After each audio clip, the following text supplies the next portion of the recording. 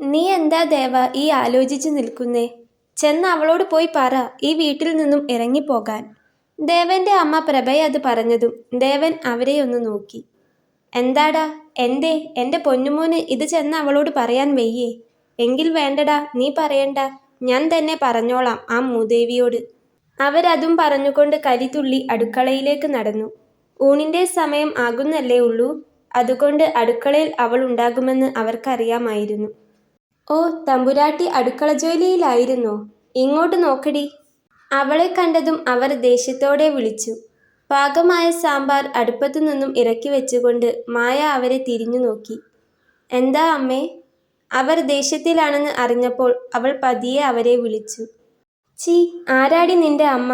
ഇവിടെ നിന്റെ അമ്മയുമില്ല അച്ഛനുമില്ല. മര്യാദയ്ക്ക് ഈ നിമിഷം ഇപ്പോൾ ഇവിടുന്ന് ഇറങ്ങിക്കോണം.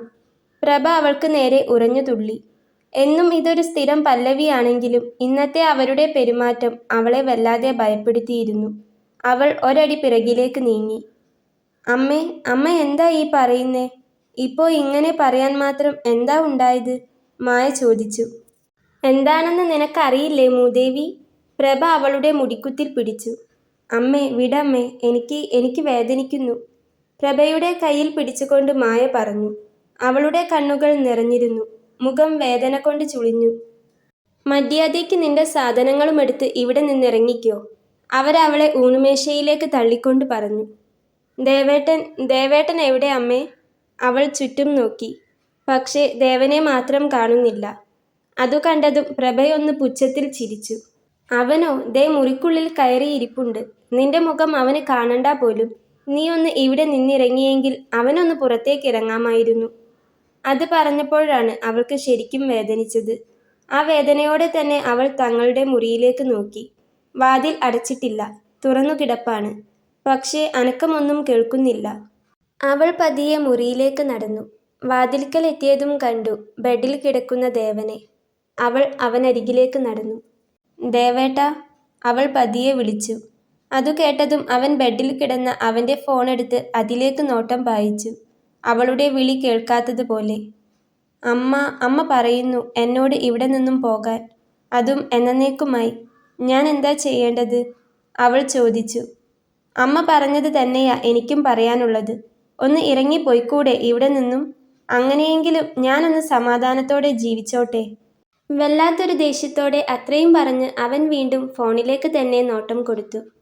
കേട്ടല്ലോ, അവൻ്റെ വായിൽ നിന്നും തന്നെ നീ കേട്ടല്ലോ. ഇപ്പോൾ സമാധാനമായല്ലോ.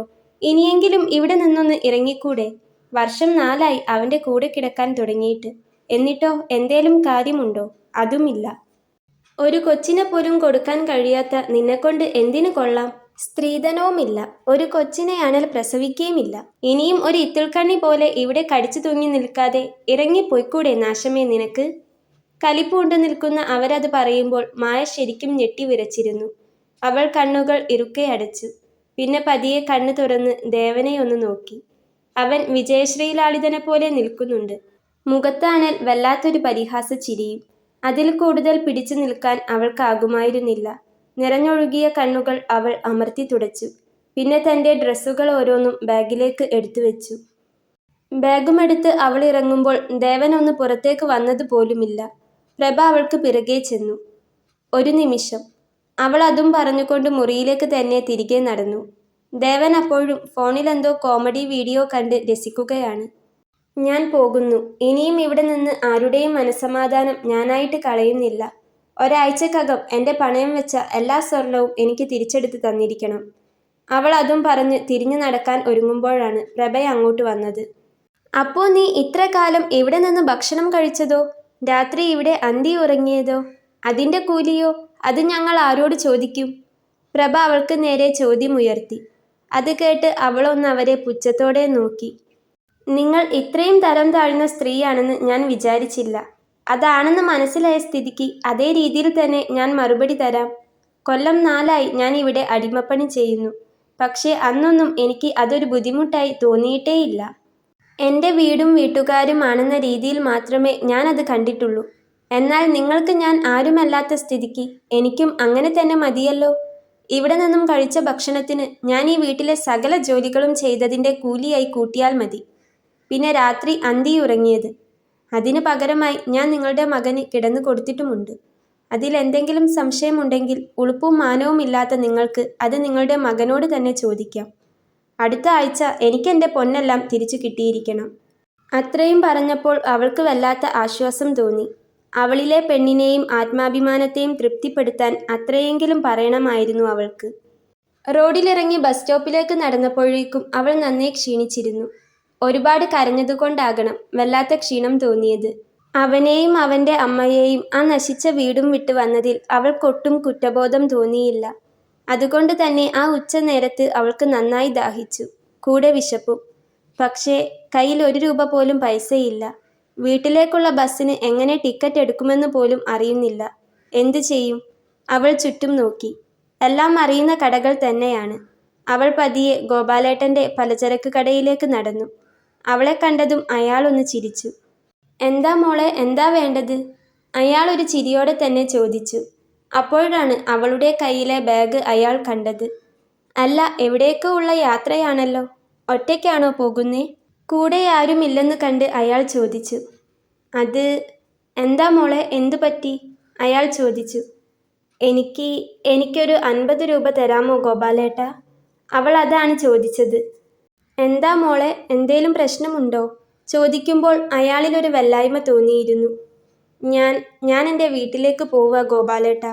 മടുത്തു. എന്നും ഇറങ്ങിപ്പോകാൻ പറയുന്ന ഒരിടത്ത് എങ്ങനെയാ ഇനിയും നാണം കെട്ട് നിൽക്കുന്നേ? പറയുമ്പോൾ അവളുടെ സങ്കടം പുറത്തു വരാതിരിക്കാൻ അവൾ കിണഞ്ഞു പരിശ്രമിച്ചു. ഇനിയും ഇവിടെ നിന്നാ ഞാൻ ചത്തുപോകും. എൻ്റെ കയ്യിൽ പൈസയൊന്നുമില്ലാഞ്ഞിട്ടാ.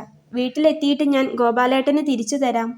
അത് കേൾക്കെ അയാൾ ഒരു പുഞ്ചിരിയോടെ തട്ടിൽ നിന്നും 200 രൂപയുടെ നോട്ടെടുത്ത് അവൾക്ക് കൊടുത്തു. ഇത്രയും വേണ്ട, എനിക്കൊരു 50 രൂപ മതി. അവൾ അത് വാങ്ങാൻ കൂട്ടാക്കിയില്ല. ഒരു വഴിക്ക് പോകുന്നത് അല്ലേ, ഇത് വെച്ചോ മോളെ. പണ്ട് മോള് ഞങ്ങൾക്ക് ചെയ്തു തന്ന സഹായങ്ങളൊന്നും ഞാൻ മറന്നിട്ടില്ല. മോളിത് വെച്ചോ. പിന്നെ ഒന്നുകൊണ്ടും ടെൻഷൻ അടിക്കണ്ട. ഒത്തുപോകാൻ ഒട്ടും പറ്റുന്നില്ലെങ്കിൽ പിരിയുന്നത് തന്നെയാണ് നല്ലത്.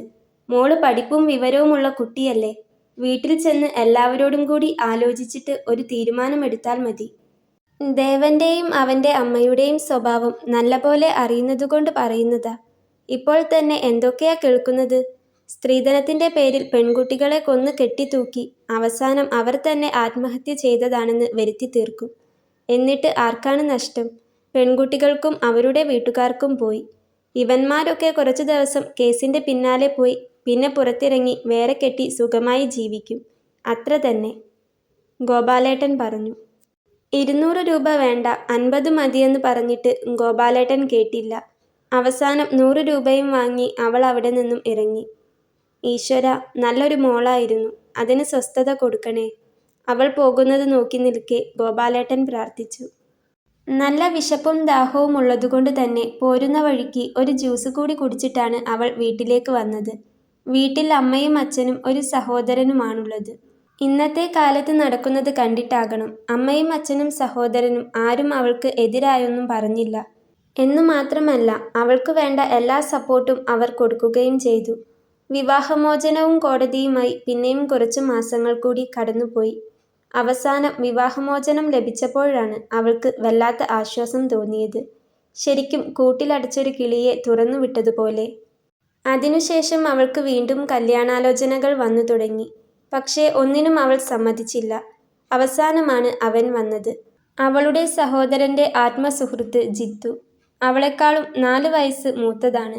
അവൾക്കും അവനെ നന്നായി അറിയാം. എന്നിട്ടും അവൾ വിവാഹത്തിന് സമ്മതിച്ചില്ല. അവസാനം അവൻ അവൾക്ക് മുൻപിൽ അവൻ്റെ ഉള്ളു തുറന്നപ്പോഴാണ് അവൻ്റെ ഉള്ളിലെ വർഷങ്ങളായുള്ള പ്രണയം അത് താനാണെന്ന് അറിയുന്നത്. അവനൊരു തുറന്നു പറയാത്ത പ്രണയമുണ്ടായിരുന്നു എന്നും ആ കുട്ടി വിവാഹം കഴിഞ്ഞു പോയെന്നും എല്ലാവർക്കും അറിയാമായിരുന്നു.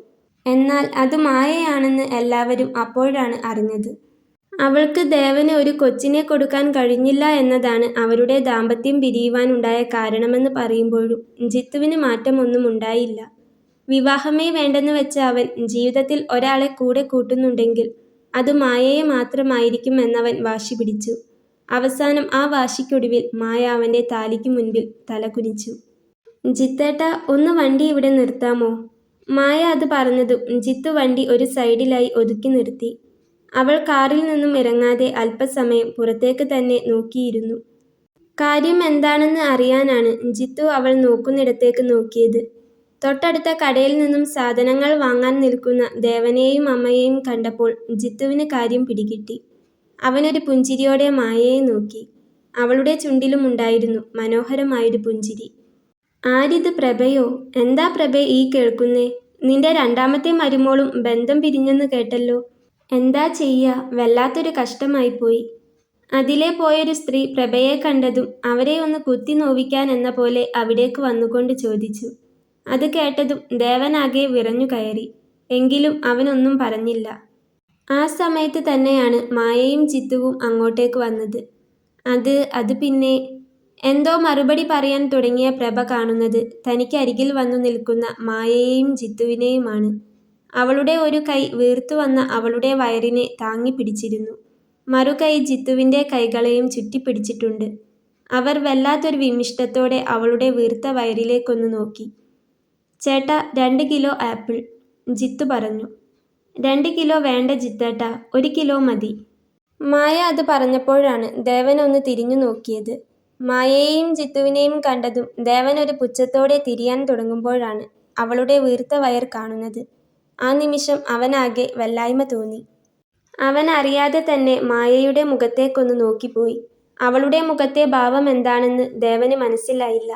അവൻ്റെ നോട്ടം തന്നിലാണെന്ന് കണ്ടതും മായ അവനിൽ നിന്നും നോട്ടം തിരിച്ചു കളഞ്ഞു. ജിത്തുവിൻ്റെ കുഞ്ഞിനെ ഉദരത്തിൽ വഹിച്ച് ജിത്തുവിനോട് ചേർന്ന് നിൽക്കുന്ന മായ. അവരുടെ മുഖത്തൊരു മനോഹരമായ പുഞ്ചിരി ഉണ്ടായിരുന്നു അപ്പോൾ.